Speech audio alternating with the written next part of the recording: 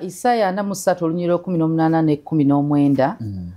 Njagala odduwa buli muntu eyabadde mu kusaba. Byonna emabega Katonda kyasinga okwagala ekigambo kyasinga okugamba renewing of the mind. Do not be conformed to the standards of the world. Ayogera nnyo ku renewing of the mind. Nti obwongo buno Sitaani ayagala nnyo bufugiramu. Bw'atufugira mu bwongo ebirala byonna aba agenda bifuga. Ebirowoozo byaba abirina.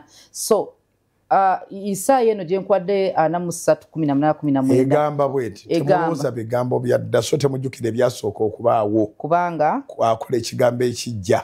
Yes, emabega yonna olina byobadde tolina byobadde ogamba nti bino biganye mbadde muliro bwe guti bw'oba wabadde mu lukuŋŋaana olina kati okutandika okukyusa obwongo bwo otandika okuba ng'ogamba nti Mukama kati akola kijje ekikadde kyonna kyerabire mbadde sizaala mbadde siina mulimu mbadde siina kino ekipya kino kyakola ky'oba otandika otambuliramu nga kyoyatula ky'oba otambuliramu ng'okyatula ye olina omulwadde gamba nti nki mponye omwavu gamba nti ndi mugagga tandika okuba ng'oyatula kubanga naye yennyini mu Yobu 22 atugamba nti you shall declare a thing and it shall be established. So kyonna ky'oyagala nga tonnakifuna tandika okuba ng'okirangirira tandika okweyita Naalongo tandika okweyita Landlord tandika okweyita omugagga tandika okweyita kyonna ky'ogamba ky'oyagala okubeera tandika by faith abakkiriza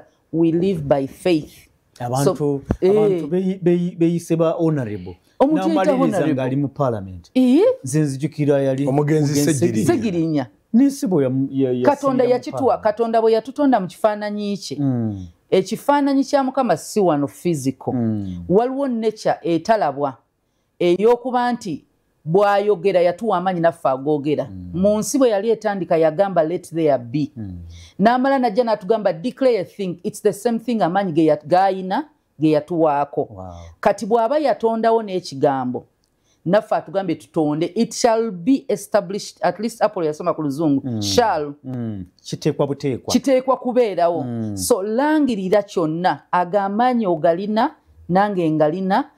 So twerabira ebikadde byonna nze mbadde ndi mulwadde nze ate alusa bw'oba obadde wagenda mu kusaba ng'ogamba endwadde yaffe y'abajjajjaabo kati gwe tandika n'obulamu bwo ogambe nze sinza kulwala sukaali anze ndi mulamu linnya erya Yesu. So we live by faith. Thank you. Mukama abakuume.